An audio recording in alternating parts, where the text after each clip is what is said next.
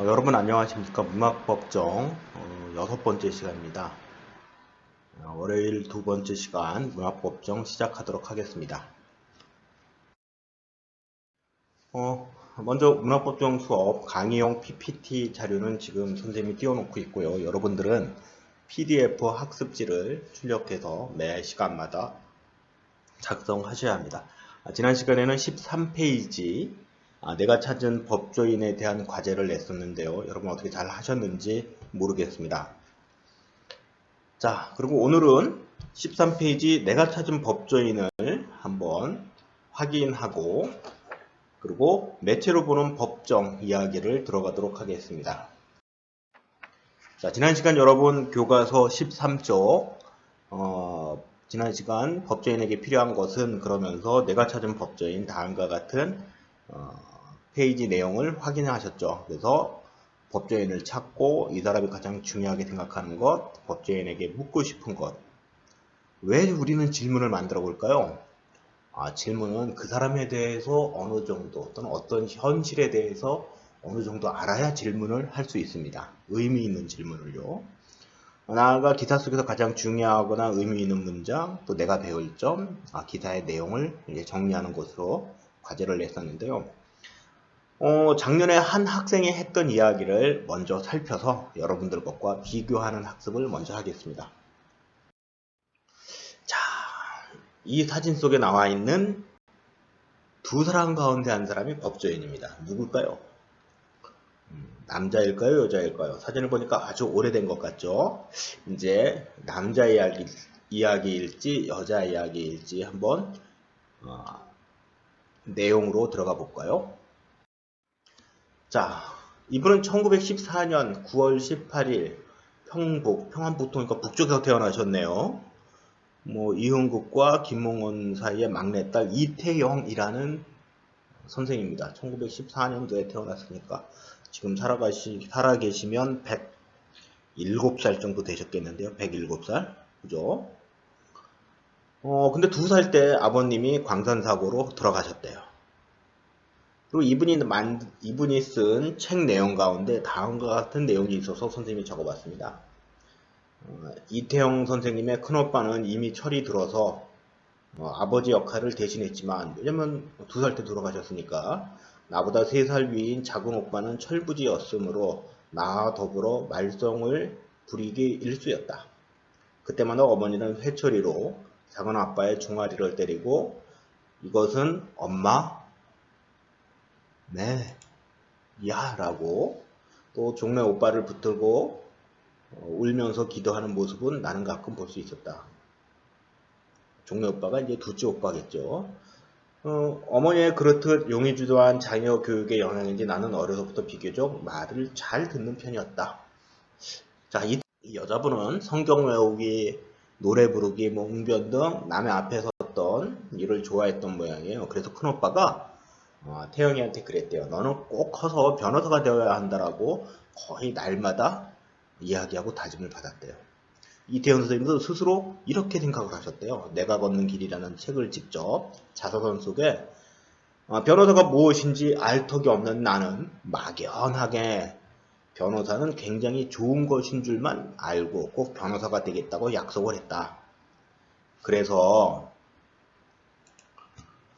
동네 어른들이 넌 커서 무엇 될래? 하고 물으면 변호사라고 대답을 하셨대요. 변호사가 뭐냐고 물으면 몰라요 라고 대답을 할 수밖에 없었대요. 자, 이렇게 법률을 공부하고 싶었더나 당시 이화여전, 지금의 이화여자대학교인데요. 법과가 없었대요. 그 당시에. 대신에 가사과, 가정과가 있었나봐요. 가사과를 택했다. 가사에 비하면, 그러니까 가사는 이제 집안일이죠. 집안일의 비합리적인 것을 개선하고 여자는 왜 가사의 노예가 되어야 하는가라는 의문을 풀고 싶었기 때문이다. 그러니까 예전에 이제 그 여성분들이 사회적 진출을 많이 못하고 집에 묵혀서 집안살림만 하던 때이니까 이런 고민을 하셨겠죠. 거의 100년 전이니까요. 자, 이태영 선생님은 또 이렇게 과거를 회상하셨어요. 본과, 그러니까 가정과 본과로 올라온 뒤에 평생의 은사인 정광영 교수를 만난다. 정 교수는 이태영의 능력을 발견했다. 그래서 이태영은 법률 공부에 한없는 즐거움을 갖게 되었고, 이때부터 책 보따리를 2개씩 들고 다녔다. 하나는 가사책, 다른 하나는 법률책 보따리였다. 정 교수와의 인연은 이화여자대학교, 이화여자대학을 떠난 뒤에도 이어져 서울대 법대의학, 석사과정, 박사과정 등 많은 도움을 받았다. 평생의 인사이신가 봐요. 그죠? 여러분도 그런 선생님이 계신지 모르겠네요. 자, 계속해서 볼까요? 대학을 졸업한 이태영 선생님은 금연, 호인가 봐요. 호. 정일영 선생님과 결혼합니다. 하지만 정일영 선생님은 서울 감리신학학교의 교수로 계시다가 흥사단과 관련된 수양 동호회 사건으로 구속이 돼서 일본 경찰들로부터 문초를 많이 받으셨대요. 이어서 1940년대에는 창씨개명과 신사참배 등을 하지 않는다는 이유로 서대문 경찰서에 끌려가서 심한 고통을 받으셨대요. 남편에 대한 일제의 고문과 협박, 공갈, 회유는 일제가 끝날 때까지 이어졌대요. 고문은 이태영 선생님에게도 가해져서 1944년 이른바 정일영 사건이란 혐의를 캔다는 구실로 많은 고문을 가하셨대요. 아마도 이제 일제시대에 민족과 국가를 위한 생각을 가진 것만으로도 범죄인이 되었던 모양이에요. 선생님은 1945년 광복을 맞게 됩니다. 그렇게 고초를 당하다가 광복이 되니까 두 부부는 울었고요. 이듬해 봄 무죄 인도를 받고 풀려난 남편은 중앙정부 연락요원으로 뽑혀서 서울로 떠나 이제 새 정부의 어떤 중요한 역할을 하셨겠죠. 그때 한 편의 편지를 남편으로부터 받았대요. 이태영 선생님이 받은 편지 내용은 여기 나와 있네요. 서울 거리를 걸어도 뒤에 아무도 따라다니는 사람이 없는 자유로운 몸이 되었소. 그 전에는 일본 경찰들이 따라다녔나 보죠. 감시하고. 나를 가둘 사람이 없으니 자유로우니 헐헐 날아다니고 있어. 이제 보따리를 바꿔 맵시다. 이태영 선생님한테 기다리던 세월이 왔으니 평생 소원하던 법률 공부를 하세요. 그래서 이태영 선생님은 1946년 30이 넘은 결혼도 하고 30이 넘은 나이에 서울대 법대를 입학해서 평생 소원이었던 법학 공부를 제대로 하셨대요. 여기서 육순 노모를 모시는 며느리로서 정치를 하는 남편의 뒷바라지를 하는 아내로서 세 자녀를 거들인 어머니로서 학업까지 하는 것은 엄청난 고충이었지만 이분은 하셨대요. 존경스러워요. 1950년 전에, 지금부터 70년 전에 이제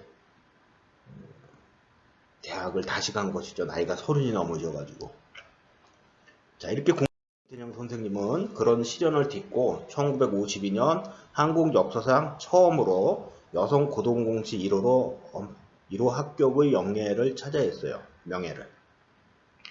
판사 임용은 당시 남편이 야당 의원이라는 이유만으로 거부되었대요. 실력은 있으셨는데.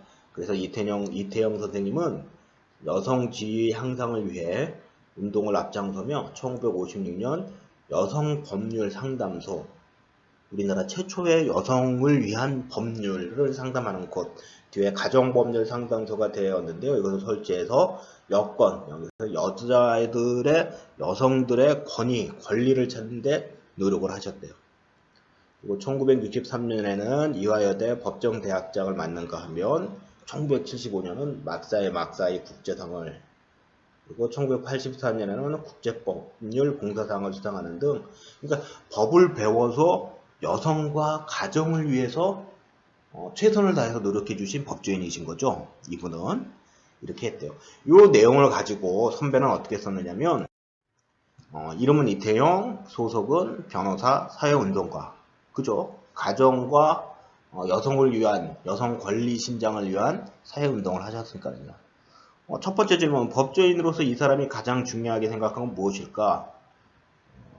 이 친구는 우리나라 최초의 여성 변호사라는 걸 중요하게 생각을 했고, 또 과거의 법률 지식이 부족한 여성과 어린이, 청소년을 대변하는 그러한 선구자적 일을 한 것을 중요하게 생각했대요. 제일 중요한 건 가정이 중요하고, 그렇기 때문에 가정의 불이, 손해를 줄이고, 또 가족을 보호하고자 노력을 하셨대요. 이 언니는 작년에 이 선배는 이 법조인에게 묻고 싶은 질문에 이런 질문을 했대요. 왜 우리나라 여성 변호사가 되고 싶으셨을까? 이유는 나오죠. 맨 처음에 큰 오빠가 넌 변호사가 돼야 돼. 막연하게. 그리고 올바르지 않은 일제치하의 법에 많은 피해를 보셨기 때문에 그것을 극복하고자 직접 변호사가 되는 게 빠르겠다는 생각을 하겠죠. 법률을 직접 다루면 올바르게 다루겠다는 생각을 가지고 있었죠. 이건 진짜 궁금해요. 이분은 이미 1980년대에 돌아가셨지만 처음 여성 변호사로서 힘들으셨을 텐데 그만두고 싶을 때는 언제였나요? 그런 데가 다들 있거든요. 자기가 좋아하는 일에도 불구하고 힘들 때 그만두고 싶다. 그때 우리는 어떻게 해야 되죠? 잠깐 쉬면 돼요. 자, 계속해서 기사 속에 가장 중요하거나 의미 있는 문장을 하나 찾아보자. 그랬더니만 그 책 내용 가운데 헤어지려는 부부를 상담할 때 늘 그 자녀의 입장에 서서 할머니의 입장으로, 할머니의 마음으로 이혼을 막으려고 했었대요. 가정법률 상담소에서 하셨던 일 가운데 이혼 부부를 막기 위해서 할머니 입장에서 이렇게 얘기를 하셨대요. 또 선배가 배울 점, 작년에 한 학생이 배울 점은 여성 변호사로서 과거의 남성들의 조롱에 굴하지 않고 자기 신념의 길을 나아갔다. 특히 가난을 극복하고 성공하여서 어렵고 힘든 일 위해 노력한 삶은 우리가 존경하고 배워야 될 것 같아요. 이렇게 여러분도 우리 교재 13쪽을 채워볼 수 있을 것 같아요. 그죠? 기사의 내용은 우리가 앞서서 먼저 했고요. 봅시다. 매체로 부른 법정. 원래 이 시간에는 학교에서 선생님과 함께 영화를 봅니다. 법정 영화를 보고 법정 영화를 분석하는데 함께 하지 못해서 어쩔 수 없고요. 대신에 여러분들이 시간이 난다면 검색을 해서 이 영화를 한번 찾아서 보세요. A Few Good Men. 내용은 그렇습니다. 쿠바 칸타나모에 있는 미군 기지에 산디아고라고 하는 군인이 죽습니다. 군인이 죽었으니까 이 사건 조사를 하고 또 워싱턴에 보고를 하겠죠. 조사를 해서 죽은 사병과 같은 소대에서 근무하는 해병 2명이 살인사건의 용의자가 됩니다. 그 두 친구의 이름은 도슨과 다운입니다. 이 사건은 알고 보면 이 도슨과 다운이가 직접적인 살인 의도를 가지고 했느냐 아니면 누가 시켜서 했느냐 라는 이야기로 흐르는데요. 그래서 그 중간의 과정을 보면 미군 내부에서 법정에 가지 않고 그냥 합의하자. 변호사와 검사가 합의해서 이 정도 형량으로 얘를 벌 주고 말자. 이렇게 얘기도 진행을 하려고 해요. 그래서 합의만으로 해결을 잘하는 캐피 중위에게 이 사건을 맡기고 거기에 캘로웨이 소령의 한 팀이 되어서 이 두 병사 도슨 다운이를 변론하기 시작합니다.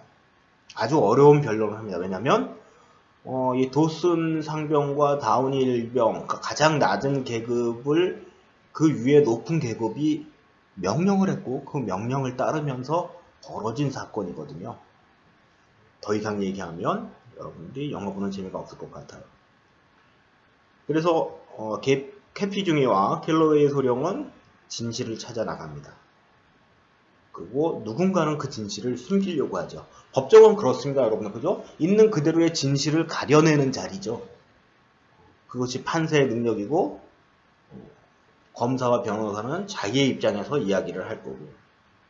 자, 영화는 영화 속에 선생님이 아주 좋아하는 한 장면이 있는데요.